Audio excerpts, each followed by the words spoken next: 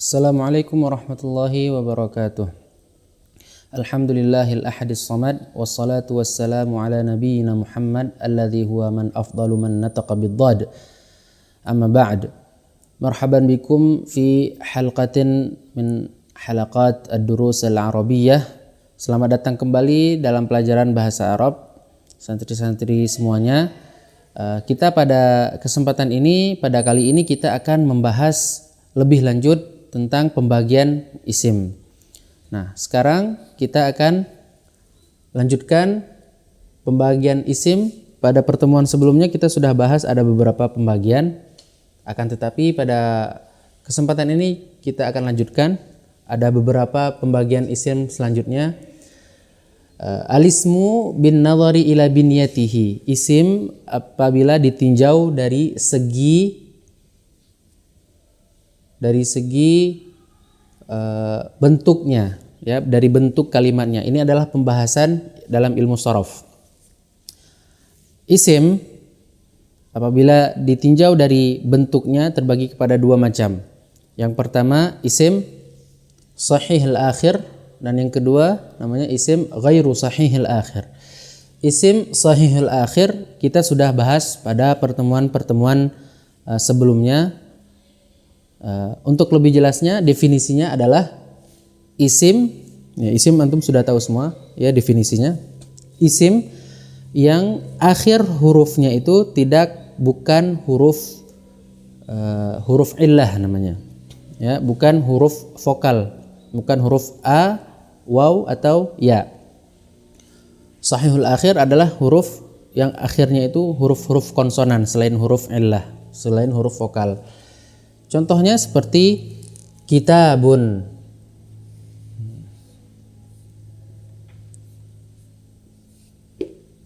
Ya, ini huruf akhirnya ba, dan ba bukan huruf illah. Huruf illah itu ada 3, alif, waw, dan ya. Seperti huruf mad dalam tajwid misalnya. Kitabun. Contoh lain misalnya faslun. Faslun. Ini akhirnya ba, huruf ba, ini akhirnya huruf lam, faslun. Ini apa namanya? Isim sahihul akhir. Contohnya qalamun juga. Qalamun. Ya. Yang kedua adalah isim ghairu sahihil akhir. Seperti yang sudah dijelaskan, definisinya adalah kebalikan dari sahihil akhir. Isim ghairu sahihil akhir adalah isim yang akhir kata dari isim tersebut atau huruf akhir isim tersebut adalah huruf-huruf illah, huruf vokal. Seperti yang sudah dijelaskan, huruf illah ada 3, ya. Harful illah, alif, waw, dan ya.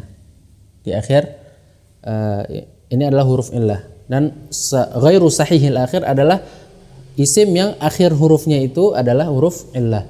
Contohnya adalah fata misalnya.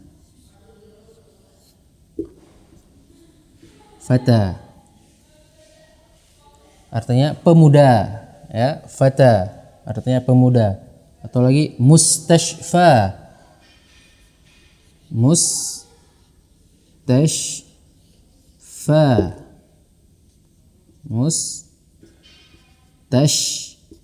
artinya rumah sakit. Kita lihat akhirnya ini adalah huruf illah. Ini adalah alif, ya, ataupun qadhi, al-qadhi.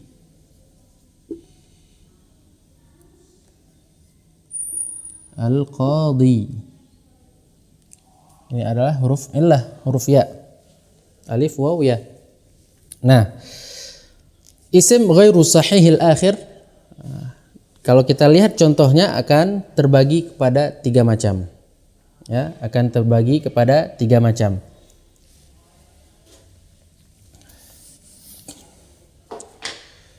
Nah, yang pertama dinamakan dengan isim. Jadi ini terbagi kepada 3. Yang pertama dinamakan dengan isim maksur. Al-ismul maqsur.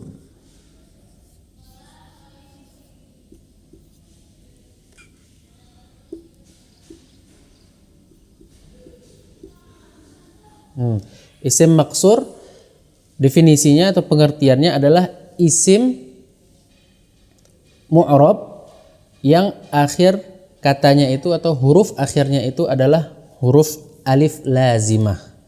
Ya, huruf alif lazimah. Sekali lagi, isim maksur adalah isim yang mu'rab yang akhir hurufnya itu adalah alif lazimah. Contohnya seperti yang sudah kita tuliskan. Contohnya seperti fata, ya, ataupun hubla. Fata artinya pemuda, ya. Hubla artinya orang yang hamil.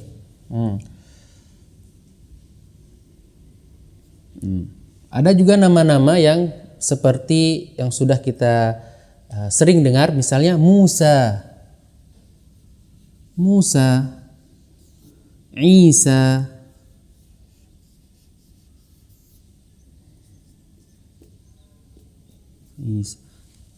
jadi akhirnya ini adalah alif lazimah. Ini adalah alif lazimah. Walaupun bentuknya itu seperti ya, tapi tidak dibaca ya, dia dibaca alif. Ya, tidak dibaca ya, tapi dibaca alif. Fata, hubla, Musa, Isa. Ya, ini adalah isim maksur. Pembagian yang kedua dari isim ghairu sahihil akhir adalah isim manqus. Pembagian yang kedua, al-isim manqus. Isim manqus pengertiannya atau definisinya adalah isim yang mu'rab yang akhir hurufnya adalah ya lazimah dan huruf sebelumnya berbaris kasrah. Sekali lagi, isim manqus adalah isim yang mu'rab. Isim yang mu'rab yang akhir huruf dari isim tersebut adalah ya lazimah dan huruf sebelum akhir berbaris kasroh. Contohnya seperti yang sudah kita tuliskan, seperti al-qadhi.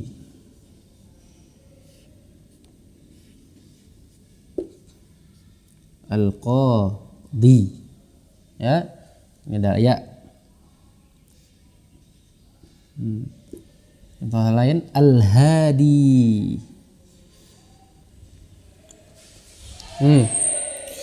Jadi isim manqus dapat kita ketahui seperti sesuai dengan definisinya, yaitu isim yang mu'rab yang akhir hurufnya adalah ya lazimah. Ini ya lazimah. Di ya, ini adalah ya lazimah. Dan huruf sebelum akhir berbaris kasroh, di. Sebagai catatan, pada isim manqus apabila ia bersambung dengan alif lam, ya, maka ya ada ya di akhirnya. Akan tetapi apabila alif lamnya dibuang, ya, alif lamnya dibuang, maka ianya itu hilang. Jadi seperti al-qadhi, apabila dihilangkan alif lamnya menjadi qadin.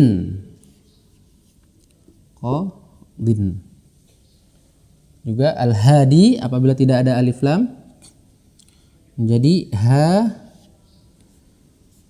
hadin. Ya. Ini adalah isim manqus. Jika kita ingin penjelasan lebih lanjut, maka kita akan bahas kitab lebih lanjut. Ada beberapa penjelasan yang lebih detail lagi, ya. Pembagian yang ketiga dari isim ghairu sahihil akhir adalah isim mamdud. Al-isim al-mamdud. Nah, isim mamdud adalah isim yang akhirnya itu adalah huruf hamzah sebelumnya ditambahkan dengan alif.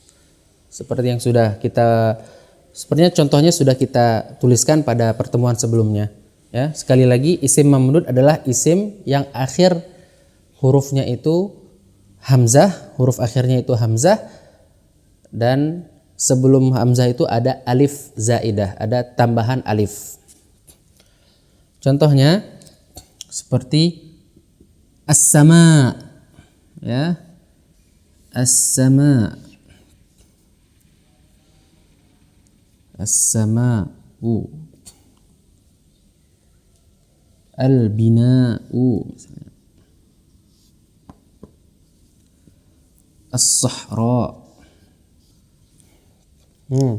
Jadi isim mamdud sesuai dengan definisinya atau ta'rifnya adalah isim yang akhirnya itu akhir hurufnya adalah hamzah dan sebelumnya ada alif zaidah. Ini alif ya. Ini hamzahnya. Ini alifnya, ini hamzahnya. Ini alifnya, ini hamzahnya. Dan penjelasan isim mamdud kalau kita lihat lagi di kitab-kitab ilmu sharf, dia ada al-munqalibah minal waw, ada munqalibah minal ya, dan itu mungkin dijelaskan pada kesempatan yang lain ya, tidak pada video kali ini. Kita akan jelaskan pada kesempatan yang lain agar lebih jelas dan lebih mendetil ya. Karena kalau kita jelaskan sekarang mungkin akan memakan waktu yang panjang ya, sehingga pelajaran yang lain tidak terkejar.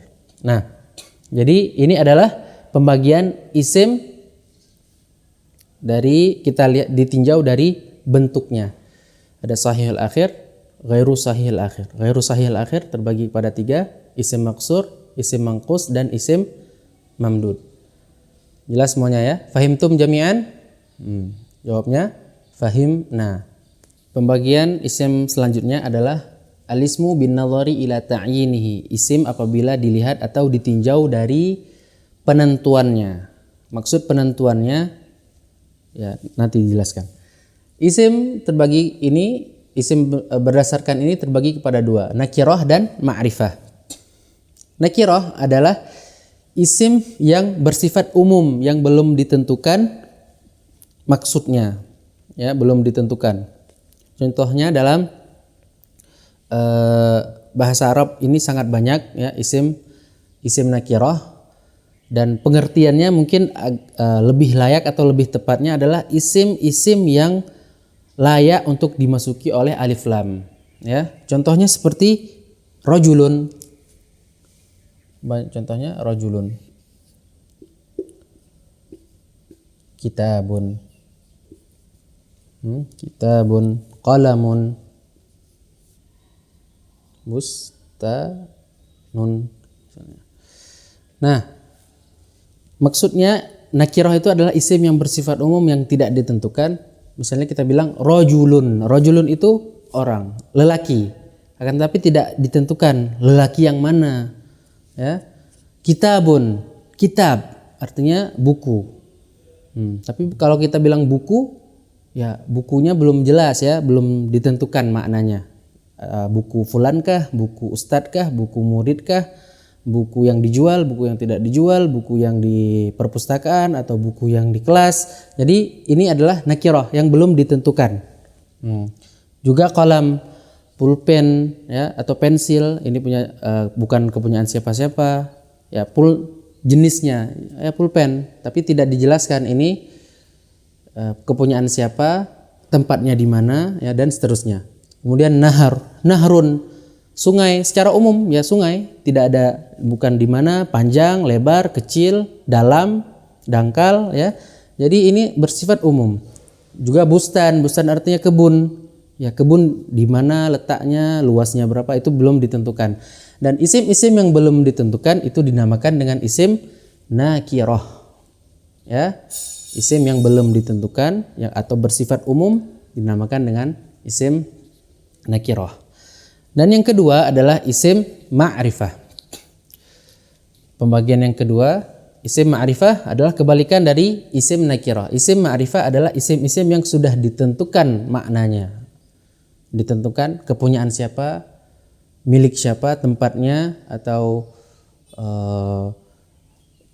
spesifikasinya, lebarnya, luasnya ya.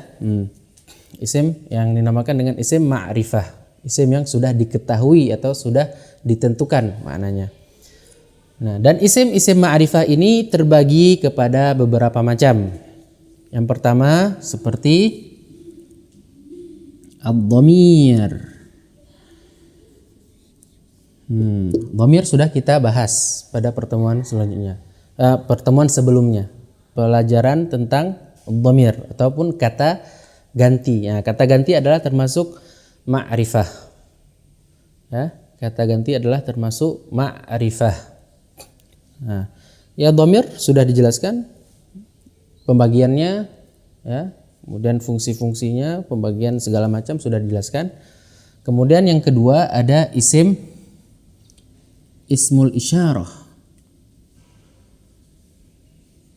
Ismul isyarah. Ada ism mausul.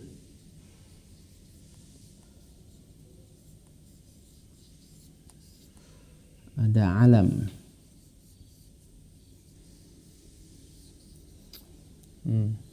Dan ada alif lam. In mudhaf. Nah. Nah, jadi isim ma'rifah terbagi kepada beberapa macam, isim dhamir, ismul isyarah, isim mausul, al-alam dan alif lam. Pembagian lebih lanjut mungkin akan kita jelaskan di kelas, ya, di kelas offline bukan kelas online, ya, karena ini banyak ada pembagiannya. Ini juga ada pembagiannya isim mausul. Yang mungkin akan dijelaskan di kesempatan ini kita akan jelaskan alam dan alif lam atau al. Al-alam itu dinamakan dengan nama, ya. Alam itu nama. Nama seseorang atau nama sebuah tempat, nama kota, nama desa, nama negeri itu dinamakan dengan alam. Ya, ini kita sudah jelaskan. Ini jelaskan nanti. Kita akan jelaskan dua bagian ini, ya. Al-alam seperti yang sudah dijelaskan adalah isim yang menunjukkan kepada nama suatu tempat atau nama seseorang. Misalnya ada yang namanya Fadil misalnya. Ini ma'rifah. Kenapa ma'rifah? Karena orangnya sudah jelas, sudah ditentukan. Fadil. Apa namanya? Muhammad.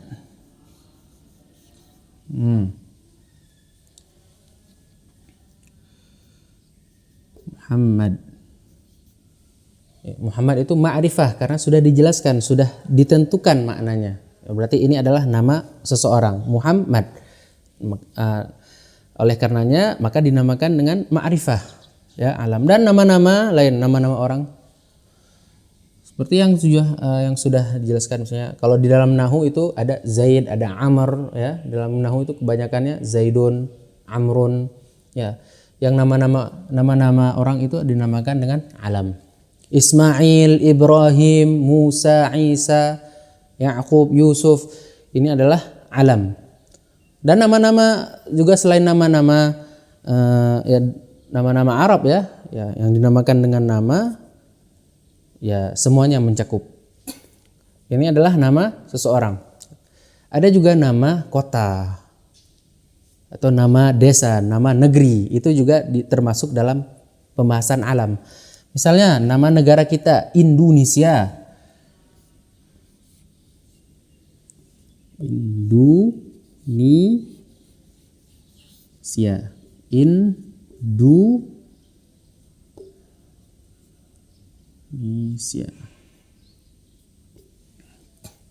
Ini adalah nama alam suatu tempat.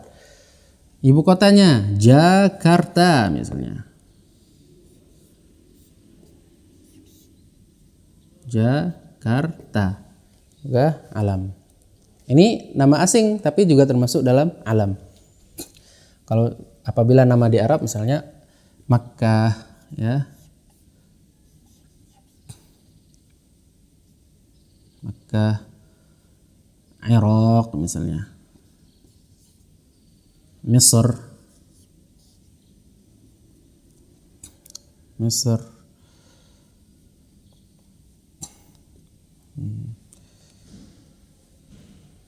sebutkan yang ya Palestina misalnya, ya Mekah, Irak, Mesir, Palestina, ini adalah nama-nama alam, nama suatu tempat ya, atau nama seseorang.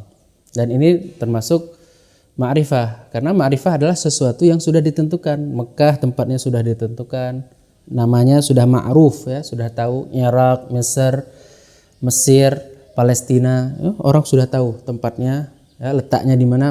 Oleh karenanya maka dinamakan dengan ma'rifah. Kemudian alif lam ya, apabila isim dimasuki alif lam maka dia akan menjadi ma'rifah. Kan tetapi alif lam itu terbagi kepada beberapa jenis ya. Alif lam ini kita namakan dengan alif lam al-mu'arrifah atau alif lam ma'rifah yang sudah banyak diketahui orang. Ada juga alif lam namanya alif lam al-istighraqiyah, listighraq jami' agradil jins. Ada alif lam al-ahdiyah ya, ada alif lam al-dzikriyah. Ada alif lam lazimah. Kita bahas alif lam al-mu'arrifah. Itu nanti kita belajar pada level yang lebih tinggi nanti kalau pembahasan alif lam tersebut. Nah, untuk lebih mudahnya kita sudah tuliskan isim atau contoh-contoh isim dalam bentuk nakirah. Apabila isim nakirah ini kita sisipkan dengan alif lam, syarajulun, kita tambah alif lam di awalnya, ya, maka dia akan menjadi ma'rifah. Ar-rajulu,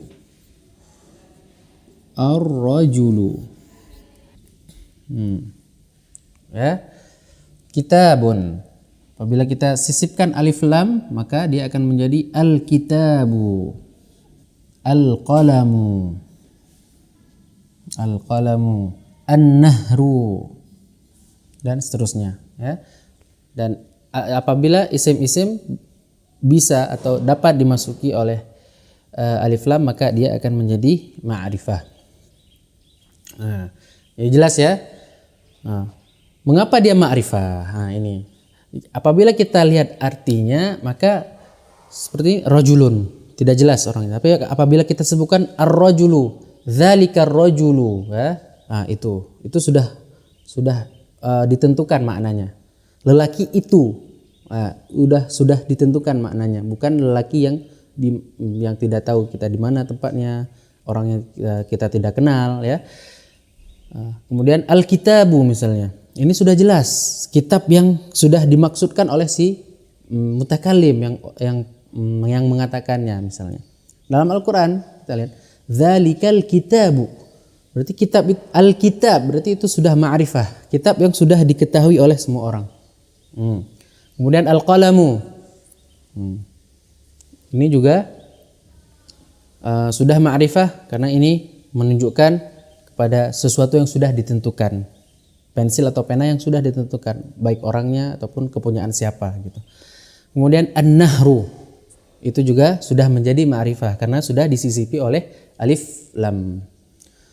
Mungkin hanya sekian saja pembahasan halaqah bahasa Arab, halaqah online kita. Pada kesempatan ini kita akan berjumpa lagi dan bertemu kembali di lain waktu. Hadanallahu wa iyyakum ajma'in ila liqa'in fi majlisin akhar. Assalamualaikum warahmatullahi wabarakatuh.